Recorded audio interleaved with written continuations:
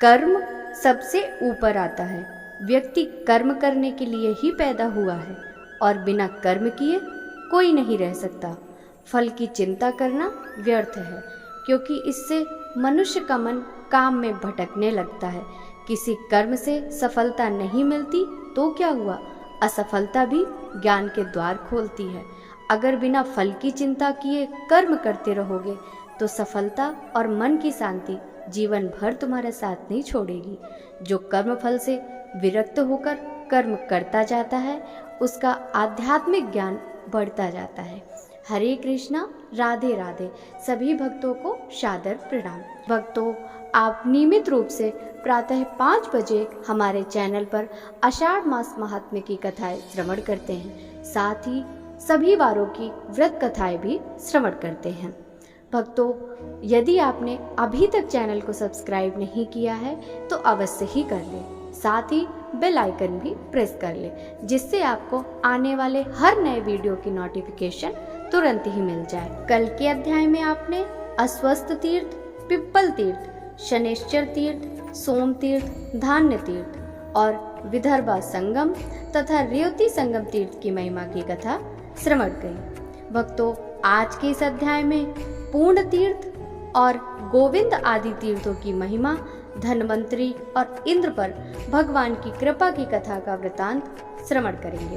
तो भक्तों, वीडियो शुरू करते हैं।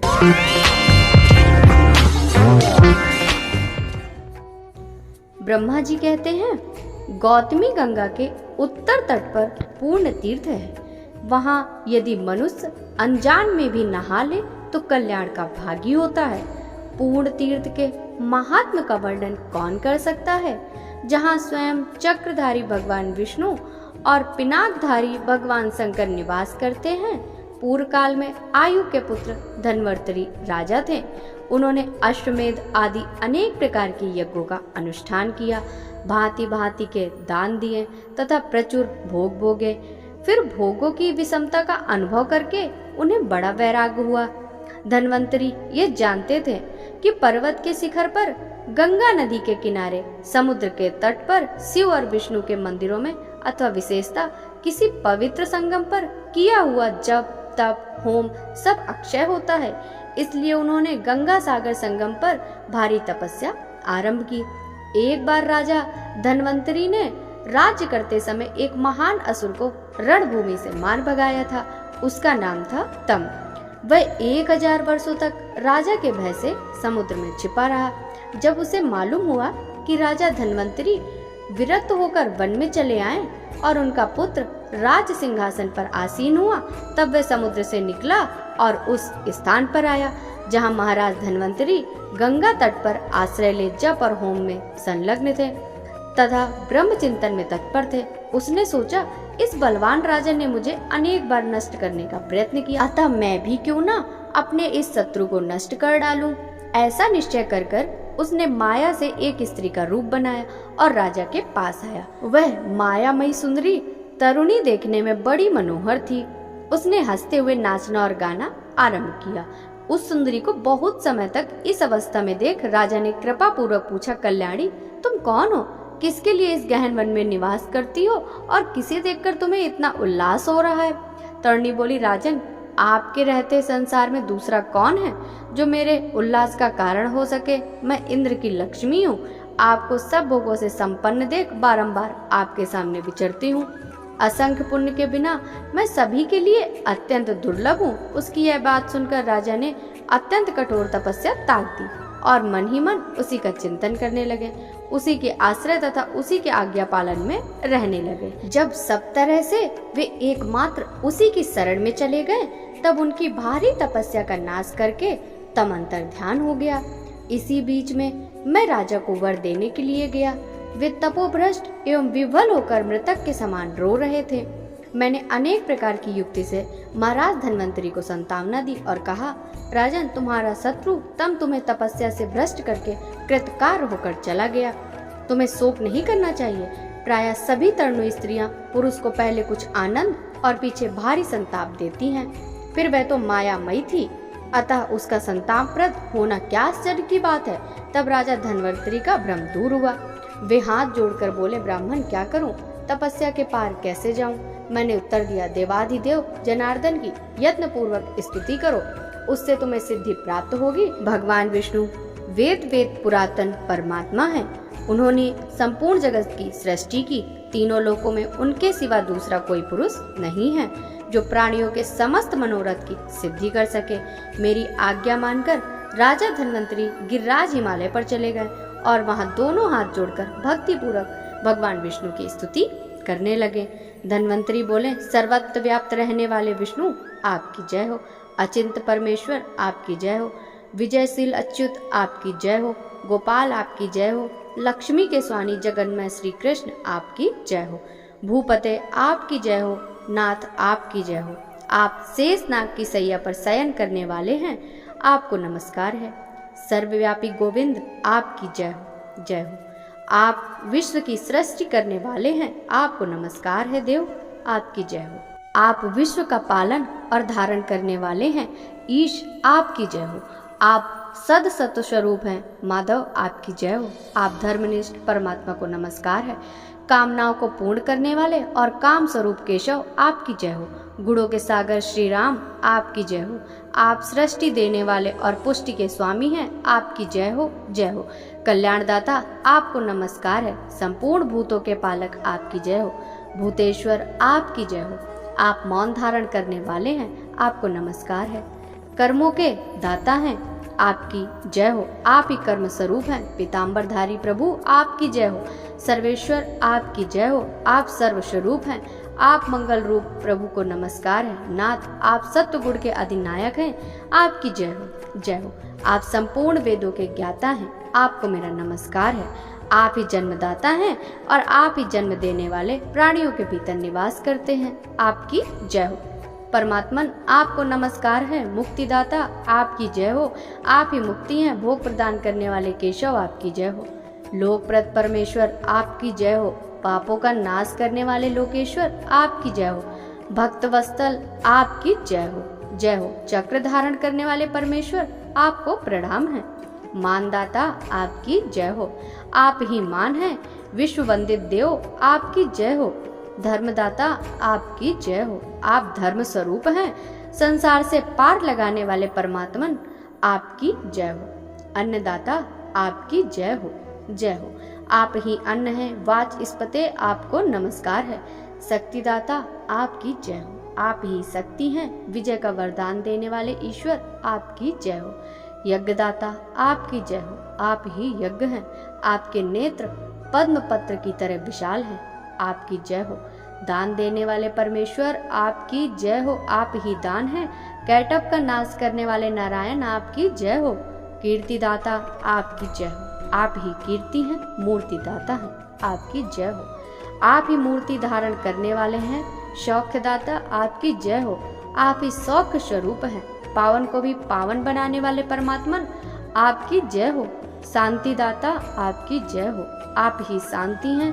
भगवान शंकर की उत्पत्ति के कारण आपकी जय हो। ज्योति स्वरूप आपकी जय हो। वामन आपकी जय हो। वित्तेश आपकी जय हो। धूममयी पताका वाले आपकी जय हो। संपूर्ण जगत के लिए दाता रूप परमेश्वर आपको नमस्कार है। पुंडरी कांच आपकी जय हो। आप ही त्रिलोक में रहने वाले जीव समुदाय का क्लेश निवारण करने में दक्ष हैं। कृपानिधि विष्णु आपकी जय हो। आप मेरे मस्तक पर अपना वरद हाथ रखिए।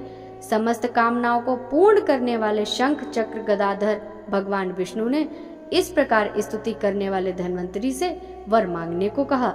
तब राजा ने विनीत होकर कहा, मैं देवताओं का राजा होना चाहता हूँ, तथास्तु कहकर भगवान वहां से अंतर्ध्यान हो गए और राजा धन्वंतरी ने क्रमशः उन्नति करते हुए देवेंद्र पद प्राप्त किया। पूर्व जन्म में किए हुए अनेक कर्मों के परिणामवश इंद्र को 3 बार अपने पद से भ्रष्ट होना पड़ा। वृत्तासुर का वध होने पर नहुस के द्वारा इंद्र का पद छीना गया। इसके बाद इंद्र ने सिंधुसेन की हत्या कर डाली, अतः उस पाप से भी उनके पद की हानि हुई। तीसरी बार अहिल्या के साथ समागम करने के कारण तथा अन्य कारणों से भी उन्हें पद भ्रष्ट होना पड़ा। इंद्र उन बातों को याद करके चिंता जनित संताप से उदास रहा करते थे। तदंतर एक दिन उन्होंने बृहस्पति जी से पूछा, बागीश्वर क्या कारण है कि बीच बीच में मुझे अपने राज्य से भ्रष्ट होना पड़ता है? इस प्रकार पद भ्रष्ट होने की अपेक्षा से तो निर्धन हो जाना ही अच्छा है। कर्मों की गहन गति को कौन ठीक ठीक जानता है? सब पदार्थों के रहस्य को जानने में आपके सिवा कोई और समर्थ नहीं है। तब बृहस्पति जी ने इंद्र से कहा, चलकर ब्रह्मा जी से पूछते हैं, वे ही भूत भविष्य और वर्तमान की बातें जानते हैं। महामते, जिस कारण से ऐसा होता है वे सब बता देंगे। ऐसा निश्चय करके वे दोनों मेरे पास आए और मुझे नमस्कार करके हाथ जोड़कर बोले, भगवान, किस दोष से सचिपति इंद्र अपने राज से भ्रष्ट होते हैं? नाथ, इस संदेह का निवारण कीजिए। उनका यह प्रश्न सुनकर मैंने बहुत देर तक विचार किया। तत्पश्चात बृहस्पति जी ने कहा, ब्राह्मण, खंड धर्म नामक दोष के कारण इंद्र को राजपद से हटना पड़ता है। देश काल आदि के दोष से, श्रद्धा और मंत्र का अभाव होने से, यथावत दक्षिणा न देने से, असत वस्तु का दान करने से और विशेषता देवता तथा ब्राह्मणों की अवहेलना के कारण देहधारियों का अपना धर्म खंडित हो जाता है। उससे अधिक मानसिक संताप का सामना करना पड़ता है तथा पद की हानि भी अनिवार्य हो सकती है। क्षोभ पूर्ण चित्त से किया हुआ धर्म भी अनिष्ट का ही कारण होता है। उससे कार्य की सिद्धि नहीं होती। अपना धर्म पूर्ण नहीं होने पर कौन सा अनिष्ट नहीं होता। यो कहकर मैंने उनके पूर्व जन्म का वृत्तांत भी बतलाया। पूर्व जन्म में इंद्र राजा आयु के पुत्र धन्वंतरी थे। उनकी तपस्या में तम नामक राक्षस ने विघ्न डाल दिया। फिर भगवान विष्णु ने उस विघ्न का निवारण किया। इस तरह इनके पूर्व जन्मों में ऐसे वृत्तांत अनेक हो सकते हैं। उन्हीं के फल से इन्हें कभी कभी अपने राज से वंचित रहना पड़ता है। मेरी बात सुनकर इंद्र और बृहस्पति दोनों को बड़ा आश्चर्य हुआ। फिर उन्होंने पूछा, सुरश्रेष्ठ, धर्म खंडत्व दोष का निवारण कैसे होगा? तब मैंने पुनः सोचकर कहा, सुनो, एक उपाय बताता हूँ जो समस्त दोषों का हारक, समस्त सिद्धियों का कारक और दुखमय संसार सागर से समस्त प्राणियों का तारक है। जिनके चित्त में संताप रहता है और उसके उपाय की शरण लेनी चाहिए। यह समस्त जीवों की शांति प्रदान करने वाला है। वह उपाय है गौतमी देवी के तट पर जाकर भगवान विष्णु और शिव की स्तुति करना। यह सुनकर वे सभी गौतम के तट पर गए और स्नान करके बड़ी प्रसन्नता के साथ भगवान विष्णु और शिव की स्तुति करने लगे। इंद्र ने श्री विष्णु की स्तुति की और बृहस्पति ने शिव जी की। इंद्र बोले, मत्स्य, कूर्म और वाराह रूप धारण करने वाले भगवान विष्णु को बारंबार नमस्कार है। नरसिंह देव तथा वामन को भी नमस्कार है। ग्रीव रूपधारी भगवान को नमस्कार है। त्रिविक्रम, आपको नमस्कार है। श्री राम, बुद्ध और कल के रूप भगवान, आपको नमस्कार है। परमेश्वर, आप अनंत एवं अच्युत हैं, आपको नमस्कार है। परशुराम रूपधारी, आपको नमस्कार है। मैं इंद्र, वरुण और यम आपके ही रूप हैं, आपको नमस्कार है। त्रिलोकी रूपधारी देवता परमेश्वर को नमस्कार है। भगवान, आप अपने मुख में सरस्वती जी को धारण करते हैं और सर्वज्ञ हैं। आप लक्ष्मीवान हैं। इतयो लक्ष्मी को वक्षा स्थल पर धारण करते हैं। पाप ताप आपको छू भी नहीं सकते। आपकी बाहें, जंघा तथा चरण अनेक हैं। कान, नेत्र तथा मस्तक भी बहुत हैं। आप ही वास्तव में सुखी हैं। आपको पाकर बहुत से जीव सुखी हो गए। हरे, आप करुणा के सागर हैं। मनुष्य को तभी तक निर्धनता, मलिनता और दीनता का सामना करना पड़ता है जब तक वे आपकी शरण में नहीं आते।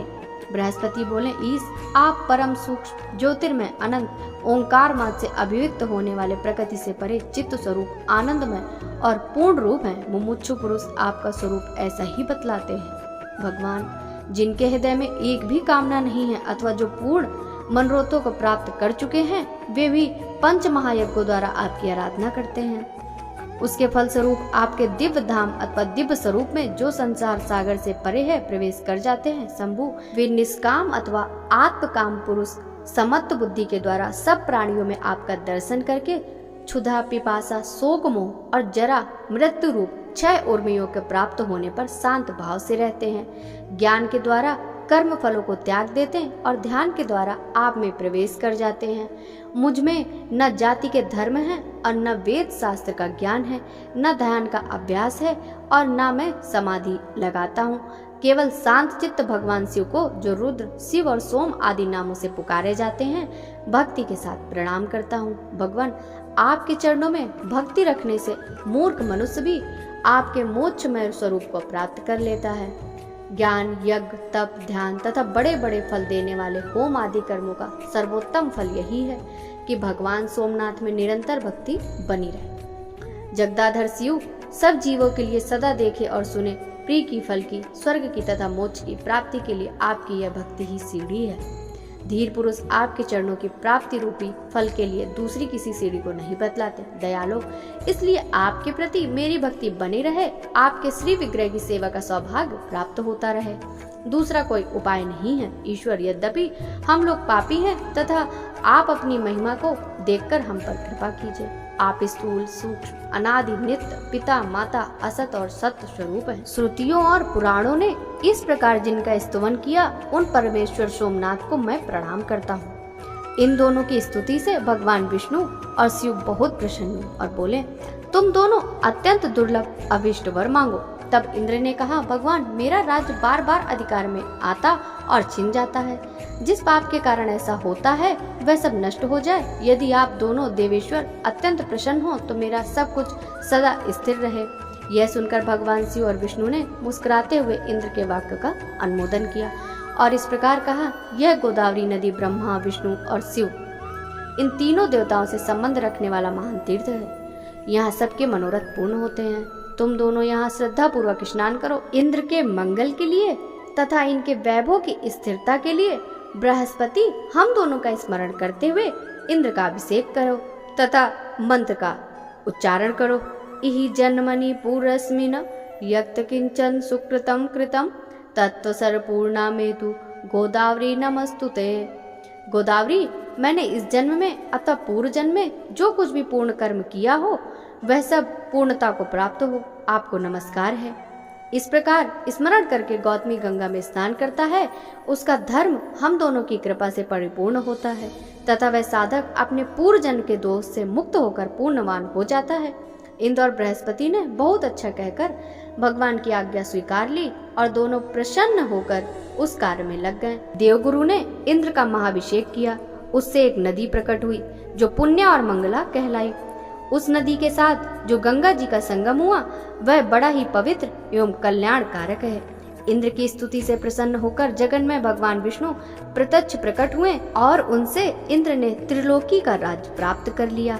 अतः इंद्रम गाम विंध्यत इस व्युत्पत्ति के अनुसार भगवान महागोविंद के नाम से विख्यात हुए, क्योंकि इंद्र ने उनसे त्रिलोकमयी गौ प्राप्त की थी। देवगुरु बृहस्पति ने जहाँ इंद्र के राज की स्थिरता के लिए महादेव जी का स्तवन किया, वहाँ वे सिद्धेश्वर नाम से निवास करते हैं। सिद्धेश्वर नामक शिवलिंग की संपूर्ण देवता भी पूजा करते हैं। तब से वह तीर्थ गोविंद तीर्थ के नाम से विख्यात हुआ। वहीं मंगला, संगम, पूर्ण तीर्थ, इंद्र तीर्थ और बृहस्पति तीर्थ भी है। उन तीर्थों में जो स्नान, दान अथवा किंचित मात्र भी पुण्य का उपार्जन किया जाता है वह सब अक्षय होता है। वहाँ का श्राद्ध पितरों को अत्यंत प्रिय है। जो मनुष्य प्रतिदिन इस तीर्थ के महात्म को सुनता, पढ़ता और स्मरण करता है उसे खोए हुए राज्य की प्राप्ति होती है। नारद, वहाँ गौतमी के दोनों तटों पर 37,000 तीर्थ रहते हैं जो सब प्रकार की सिद्धि देने वाले हैं। ब्रह्मा जी कहते हैं, नारद, राम तीर्थ भ्रूण हत्या का नाश करने वाला है। उसकी महिमा के श्रवण मात्र से मनुष्य सब पापों से मुक्त हो जाता है। भक्तों, इसके आगे की कथा हम कल के अध्याय में श्रवण करेंगे। यदि आपको आषाढ़ मास महात्म्य की कथाएं अच्छी लग रही हों तो आप सब वीडियो को लाइक कीजिएगा। साथ ही वीडियो को ज्यादा से ज्यादा भक्तों के साथ शेयर कीजिएगा, जिससे भक्तों की भक्ति निरंतर बढ़ती रहे। और कमेंट बॉक्स में जय जय श्री हरि विष्णु लिखना बिल्कुल भी मत भूलिएगा।